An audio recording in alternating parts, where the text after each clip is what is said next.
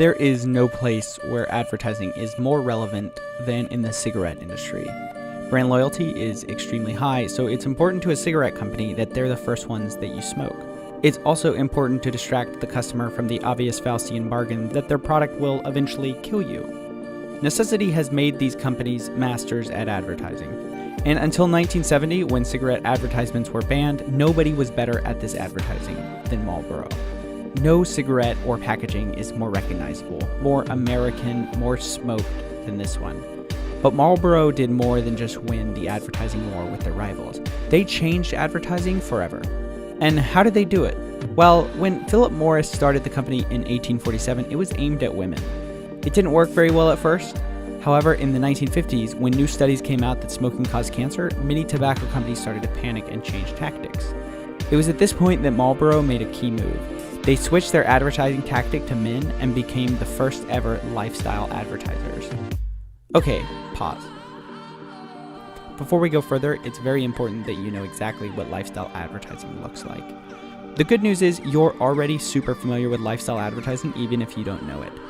It is when a commercial tries to tie its product to something else in your life. A feeling, an attribute, satisfaction, the list is endless. Like when an energy drink ties itself to extreme athleticism, or a camera to adventure, a soda to happiness, a car to love, or a phone to more than just a phone. Once you're familiar with the term, you'll notice it's the most popular and effective form of advertising that we know of. But it wasn't always this way. Roll the clock back 60 years and people had a much different idea of how to advertise products. Take a look at this Camel ad from the 50s. How mild can a cigarette be? Well, I've been smoking Camels for 20 years. I know they're mild and they really taste great. Yes, Camels are so mild that in a test of hundreds of people who smoked only Camels for 30 days, throat specialists making weekly examinations reported not one single case of throat irritation due to smoking Camels. Why is this ad so unconvincing? Well, everything is fact and product oriented.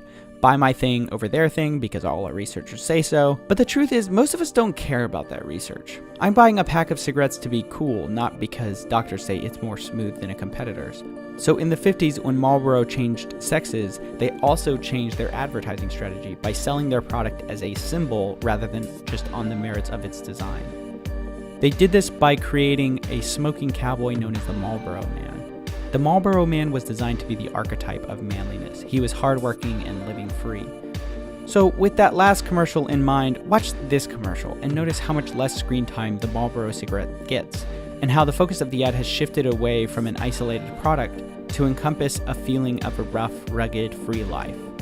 In other words, they weren't just selling cigarettes, but rather a feeling of freedom and adventure. And there's maybe a slight irony here that most cowboys did not smoke at this time, but instead dipped, but most people didn't care. Within 1 year of this campaign, Marlboro went from owning less than 1% of the market to being the fourth largest cigarette company in the world. And within 4 more years, it became the #1 selling cigarette in the world, and it remains that way to this day. The Marlboro Man is a legend in advertising and shaped the future of advertising forever. And I think no matter what your stance on cigarettes are, we can all learn from Marlboro's lesson to help us communicate with others. People don't want to be sold a product. People want to be sold a feeling, a connection, something that's worth more than the paper that it's printed on.